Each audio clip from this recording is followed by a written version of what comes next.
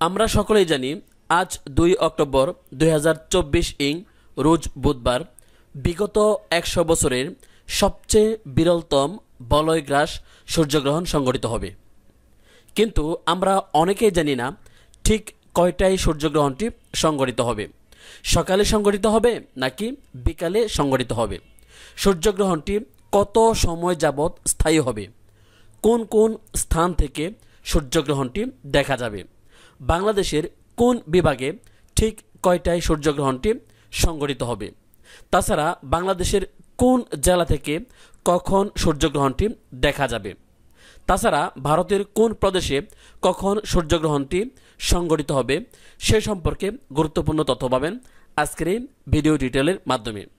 বাংলাদেশ এবং ভারতে এই সূর্যগ্রহণের প্রভাব পড়বে কিনা, বাংলাদেশ আবহাওয়া অধিদপ্তরের রিপোর্ট অনুযায়ী ঠিক কয়টায় বাংলাদেশে সূর্যগ্রহণ সংঘটিত হবে এবং ঠিক কয়টায় সূর্যগ্রহণ শেষ হবে এবং কতক্ষণ স্থায়ী হবে, অর্থাৎ কতক্ষণ ব্যাপী সূর্যগ্রহণটি চলবে সে সম্পর্কে বিস্তারিত তথ্য পাবেন আজকের এই ভিডিও ডিটেলের মাধ্যমে।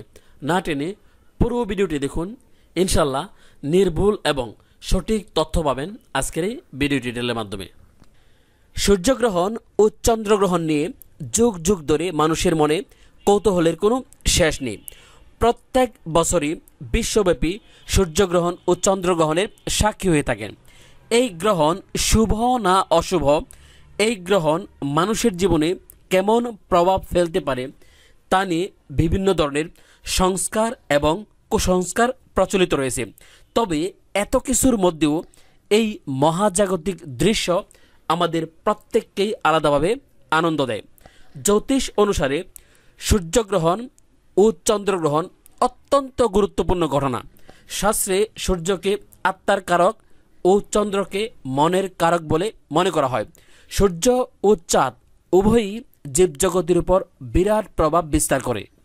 জ্যোতিষ শাস্ত্রীয় গণনায় গ্রহণের ঘটনাকে সবচেয়ে বেশি গুরুত্ব দেওয়া হয়।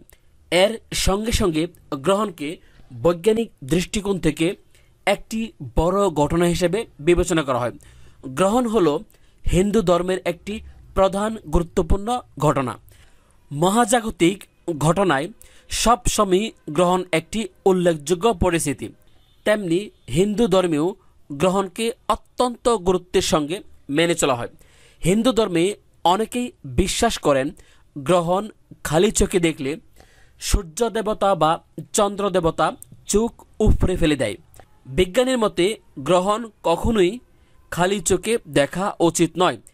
এই সময় বেশ কিছু নিয়ম মেনে চলা উচিত। রয়েছে বহু নিষেধাজ্ঞা, নানা সতর্কতা অবলম্বন করার কথা বলা হয় এই সময়। বিজ্ঞানীর মতে যখন পৃথিবীর ছায়া চাঁদের উপর পড়ে তখন তাকে চন্দ্রগ্রহণ বলে। চাঁদ যখন পৃথিবী ও সূর্যের মধ্য দিয়ে যায় তখন তাকে সূর্যগ্রহণ বলা হয়। চন্দ্রগ্রহণের দিন সূর্য, চাঁদ ও পৃথিবী সরল রেখায় চলে আসে। এই কারণে চাঁদে পৃথিবীর ছায়া স্পষ্ট দেখা যায়।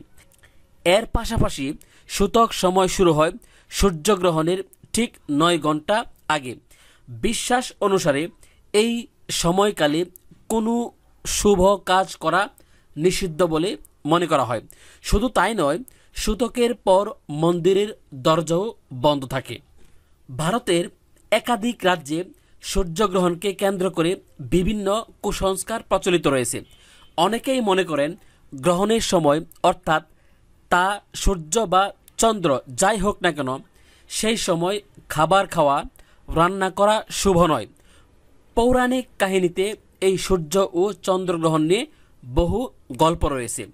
ভারতের পাশাপাশি বিশ্বের অনেক দেশেও এই গ্রহণকে অশুভ বলে মনে করা হয়। বহুকাল থেকে প্রচলিত ধারণা অনুসারে কোরিয়ানরা মনে করেন যে সূর্যকে চুরি করে নিয়েছে কোনো এক রাক্ষসী কুকুর। কোরিয়ান লোকসঙ্গীতে এই সূর্যকে নিয়ে বহু সুর বাঁধা হয়েছে।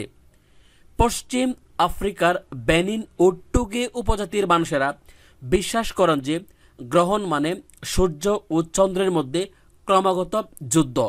প্রাচীন গ্রিসের পৌরাণিক কাহিনীতে মনে করা হতো সূর্যগ্রহণের ঘটনা মানেই কোনো না কোনো দেবদেবী রুষ্ট হয়েছেন, যার ফলে কোনো দুর্যোগের আশঙ্কা করা হতো। সূর্যগ্রহণ ও চন্দ্রগ্রহণের সময় গর্ভবতী মহিলাদের যে সকল নিয়ম মানতে হবে। সূর্যগ্রহণ ও চন্দ্রগ্রহণের সময় গর্ভবতী মহিলাদেরও একাধিক নিয়ম মেনে চলতে হয়। এই সময় তাদের বাড়ির বাইরে যেতে নিষেধ করার পাশাপাশি কিছু না খাওয়ার পরামর্শ দেন জ্যোতিষরা। এই সময় মন্দির বন্ধ রাখা হয়, পুজো অর্চনাও করা হয় না। গ্রহণের পর গোটা মন্দির বা বাড়ি গঙ্গা জল দিয়ে ধুয়ে দেবদেবীর মূর্তিকে শুদ্ধ করে তবে পুজো করা হয়। সূর্যগ্রহণ হোক বা চন্দ্রগ্রহণ, হিন্দু ধর্ম ও জ্যোতিষশাস্ত্রে উভয়কেই অশুভ বলে মনে করা হয়। তাই এই সময় কিছু নিয়ম মেনে চলার পরামর্শ দেওয়া হয়েছে, যাতে সূর্যগ্রহণ ও চন্দ্রগ্রহণের কুফল এড়ানো যায়। গ্রহণের সময় কিছু খাওয়া বা পান করা উচিত নয়। এছাড়াও তুলসী পাতা খাদ্য দ্রব্যগুলিতে রাখতে হবে, যাতে গ্রহণের খারাপ প্রভাব না পড়ে। গ্রহণের সময় নেতিবাচক শক্তি বৃদ্ধি পায়, যা ব্যক্তির মনেও প্রভাব ফেলে। তাই এই সময়ে বড় কোনো সিদ্ধান্ত নেবেন না, তর্ক এড়িয়ে চলুন, সম্ভব হলে ভ্রমণ করবেন না। সূর্যগ্রহণের সময় যতটা সম্ভব ঈশ্বরের উপাসনা করুন। সূর্যগ্রহণের সময় মন্দিরের দরজা বন্ধ রাখুন। চন্দ্রগ্রহণের পর স্নান করে দান করুন। গরিবদের দান করলে গ্রহণের অশুভ ফল কমে যায়। গর্ভবতী মহিলাদের গ্রহণের সময় খুব সতর্কতা অবলম্বন করা উচিত। তারা যেন ঘর থেকে বের না হন, কোনো কিছু কাটাকাটি না করেন, কোনো ধরনের খাবার যাতে না খান।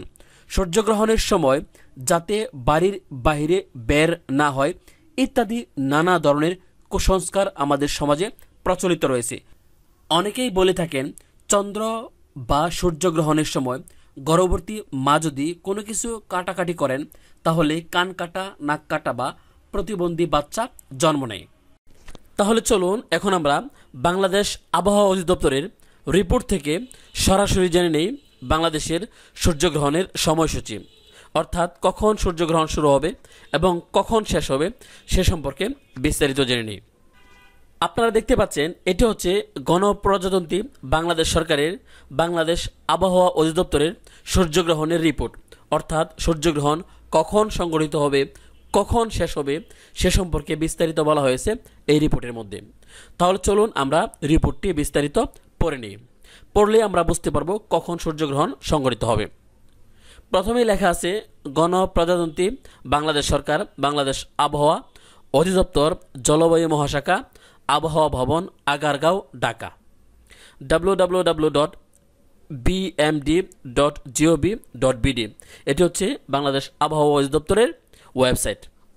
তারপর লেখা আছে বিষয়, আগামী 2 অক্টোবর 2024 17 আশ্বিন 1431 বঙ্গাব্দ বুধবার বলয়গ্রাস সূর্যগ্রহণ এর বিবরণ। তারপর রয়েছে আগামী 2 অক্টোবর 2024 17 আশ্বিন 1431 বঙ্গাব্দ বুধবার বলয়গ্রাস সূর্যগ্রহণ ঘটবে। গ্রহণটির বিবরণ নিম্নে প্রদান করা হলো।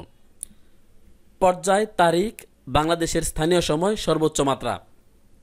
প্রথমেই রয়েছে গ্রহণ শুরু। গ্রহণ শুরু হবে 21:43 অর্থাৎ গ্রহণ শুরু হবে বাংলাদেশ সময় রাত 9:43 তারপর রয়েছে কেন্দ্রীয় গ্রহণ শুরু, অর্থাৎ কেন্দ্রীয় গ্রহণ শুরু হবে 22:53 অর্থাৎ কেন্দ্রীয় গ্রহণ শুরু হবে রাত 10:53 তারপর রয়েছে সর্বোচ্চ গ্রহণ 00:45 অর্থাৎ সর্বোচ্চ গ্রহণ শুরু হবে বাংলাদেশ সময় রাত 12:45 তারপর রয়েছে কেন্দ্রীয় গ্রহণ শেষ, অর্থাৎ কেন্দ্রীয় গ্রহণ শেষ হবে রাত 2:36:12 তারপর রয়েছে গ্রহণ শেষ, অর্থাৎ গ্রহণ শেষ হবে রাত 3:16:54। তো প্রিয় ভিউয়ার্স, এই ছিল বাংলাদেশের সূর্যগ্রহণের সঠিক এবং নির্ভুল সময়সূচি। বাংলাদেশে গ্রহণটি দেখা যাবে না। দৃশ্যমান এলাকা পলিনেশিয়া, মেক্সিকো, দক্ষিণ আমেরিকা, অ্যান্টার্কটিকা, এবং জর্জিয়া অঞ্চলে সূর্যগ্রহণটি দৃশ্যমান হবে।